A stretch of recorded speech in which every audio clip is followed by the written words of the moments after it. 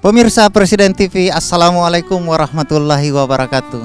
Perjalanan kami mencari tempat-tempat terbaik di Asia Tenggara dalam rangkaian acara mengejar berkah malam 1000 bulan, malam Lailatul Qadar. Akhirnya hari ini sampai ke negara bagian Selangor, Malaysia, tepatnya di Subang Jaya. Dan saat ini di tempat saya berdiri, saya berada di Masjid Al-Falah, Subang Jaya, negara bagian Selangor, Malaysia. Dan hari ini kami akan meliput kegiatan masyarakat di sini dan jamaah di Masjid Al-Falah ini dalam rangka menjelang berbuka puasa dan kegiatan-kegiatan ibadah-ibadah lainnya. Hanya di acara kesayangan kita semua, mengejar berkah malam 1000 bulan, malam Lailatul Qadar, episode Masjid Al-Falah, Subang Jaya, Selangor, Malaysia. Jangan kemana-mana, tetap di Presiden TV, mewujudkan impian Indonesia. Ikuti kami pemirsa.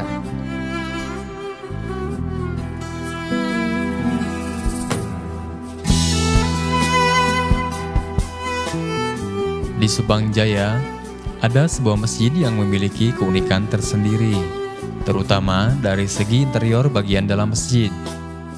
Masjid yang berdiri di atas lahan sekitar 1,5 hektar ini didirikan pada tahun 1997 dan sampai sekarang masih menjadi pusat dakwah dan kegiatan umat muslim di wilayah Subang, Selangor, Malaysia.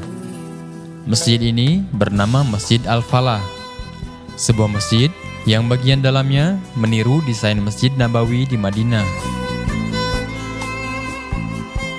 Pemirsa Presiden TV, masih di acara mengejar berkah malam 1000 bulan, malam Lailatul Qadar. Saat ini saya berada di tengah-tengah di ruang utama Masjid Al-Falah, Subang Jaya, Malaysia. Dan saat ini saya berkesempatan untuk bertemu dengan Imam Masjid Al-Falah, Subang Jaya, yaitu Bapak Muhammad Zuhairi. Yuk pemirsa, kita ikuti dan bincang-bincang dengan Imam Masjid Al-Falah ini.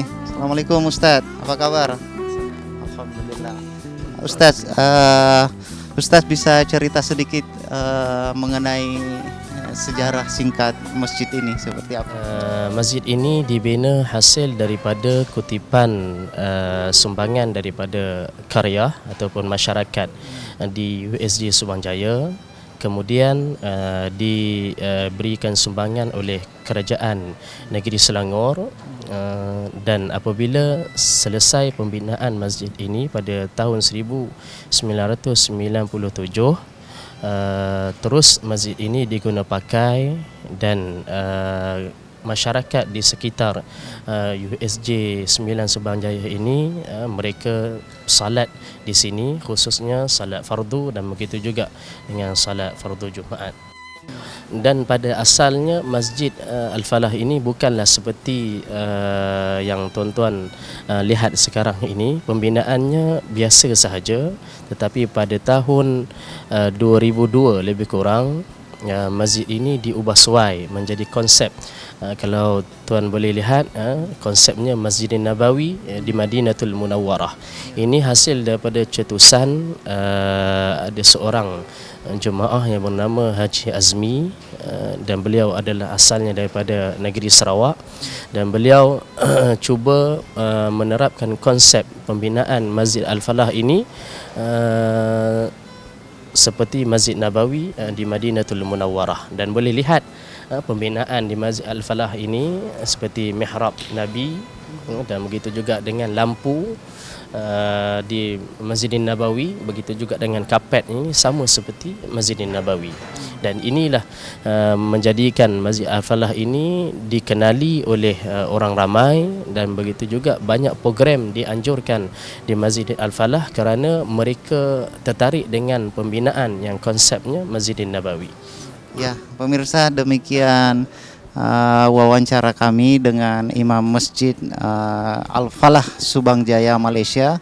Ini adalah masjid terbesar di Subang Jaya, dan bisa pemirsa lihat sendiri arsitektur masjid ini mengikuti arsitektur Masjid Nabawi. Tetap di Presiden TV, hanya di acara kesayangan kita, mengejar berkah malam 1000 bulan, malam Lailatul Qadar.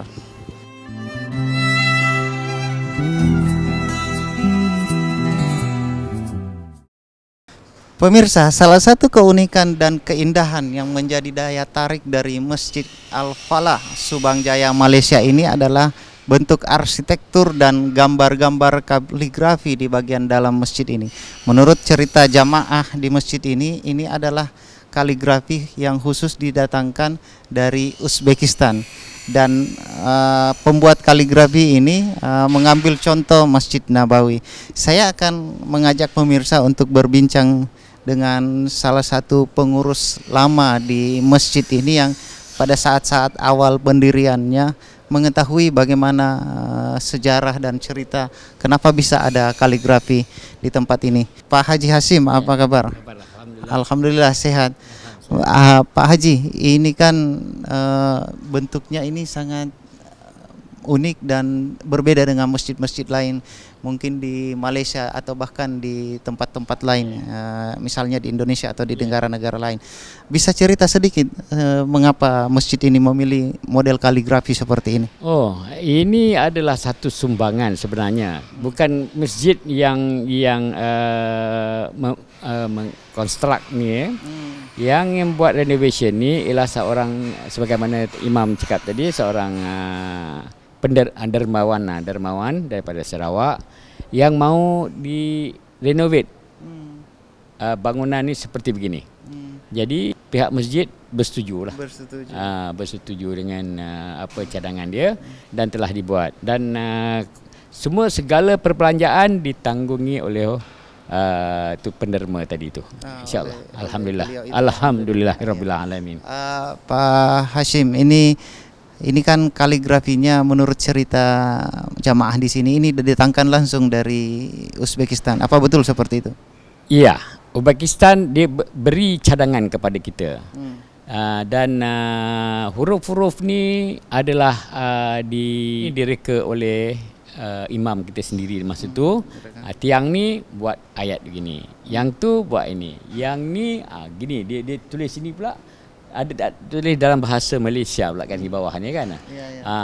Jadi itu semua telah diatur oleh pihak masjid sendiri, dan juga dibantu oleh kontraktor dari Uzbekistan. Terkait kegiatan Pak Hashim sendiri ini di bulan Ramadan ini, terutama di malam-malam terakhir ini menyambut malam 1000 bulan, malam Lailatul Qadar. Apa kegiatan utama Pak Hashim di sini? Okey, saya mengikuti solat tarawih pada tiap-tiap malam insya-Allah. Dan saya membaca Al-Quran sedikit di waktu malam, yang saya sambung bacaan Quran di waktu subuh. Tiap subuh mulai tahun 2000. Tahun 2000. Takat ni kita dah ada 40 kali khatam Quran. Alhamdulillah. Jadi alhamdulillah kita masih kuat. Yang mengaji ni semua orang veteran saja. Yang sudah pensiun. Sudah pensiun. Jadi baca, alhamdulillah kami boleh teruskan juga tadarus ni lah, insyaallah. Alhamdulillah. Terima kasih banyak Pak Hashim. Semoga mendapat berkah malam Lailatul Qadar. Insyaallah, insyaallah. Sama-sama kita ya. Assalamualaikum. Pemirsa, rupanya di sini bukan hanya jamaah, tetapi bahkan pengurus-pengurus lama pun menunjukkan persatuan dan ikatan tali silaturahmi yang kuat seperti yang disampaikan tadi oleh Pak Hashim sendiri. Beliau ini adalah mantan pengurus lama yang disebut di sini istilahnya jawatan kuasa. Jangan kemana-mana pemirsa, karena tidak lama lagi kita akan melihat suasana berbuka puasa di Masjid Al-Falah ini. Tetap di Presiden TV Indonesia.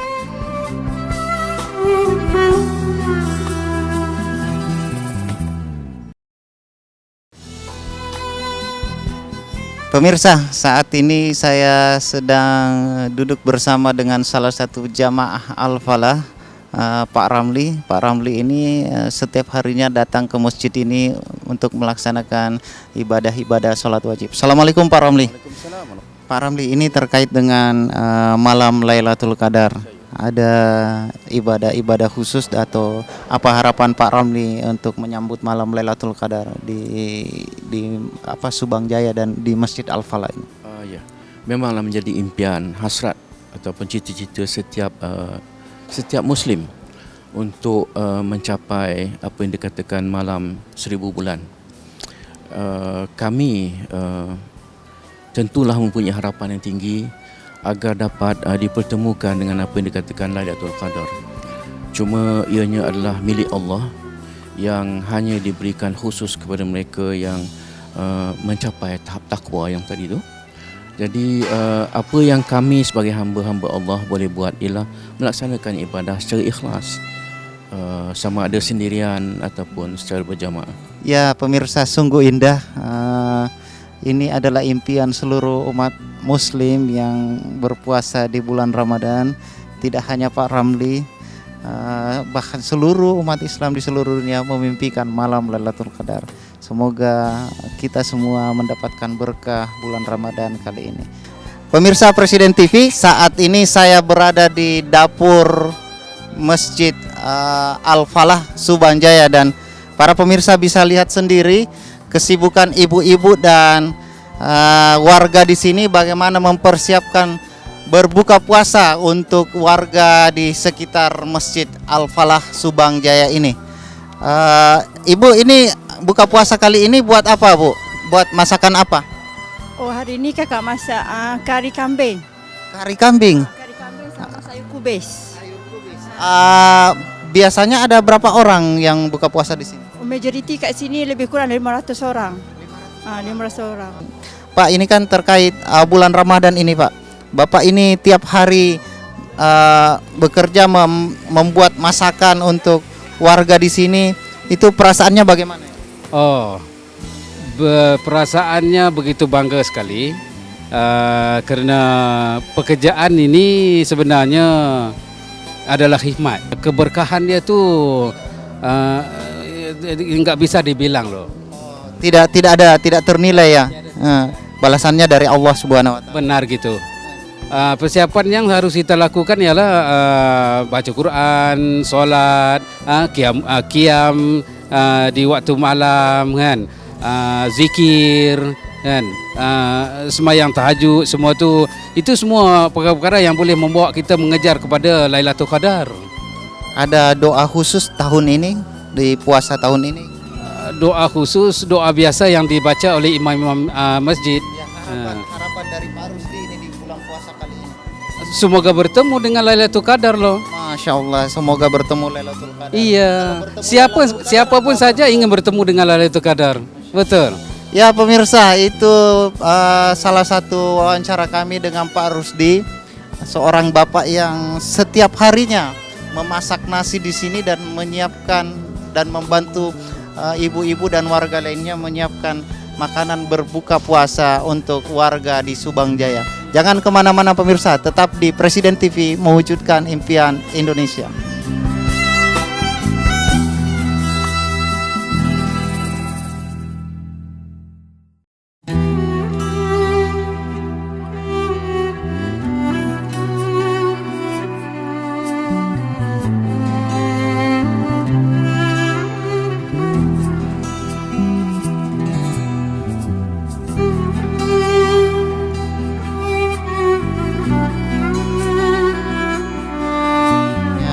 Pemirsa bisa lihat sendiri di Masjid Al-Falah ini warga di sini yang sudah disediakan sejak awal menu iftarnya, menu berbuka puasanya, sekarang sedang berbuka puasa.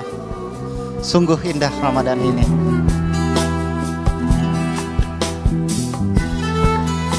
Keindahan Ramadan dirasakan oleh seluruh umat Islam di seluruh dunia, termasuk di Subang Jaya, Selangor, Malaysia ini.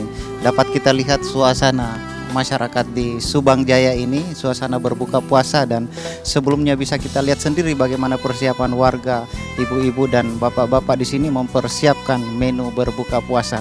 Dan ikatan ini sungguh membuat ikatan silaturahim tersendiri bagi masyarakat warga dan warga di sekitar Subang Jaya, Selangor ini.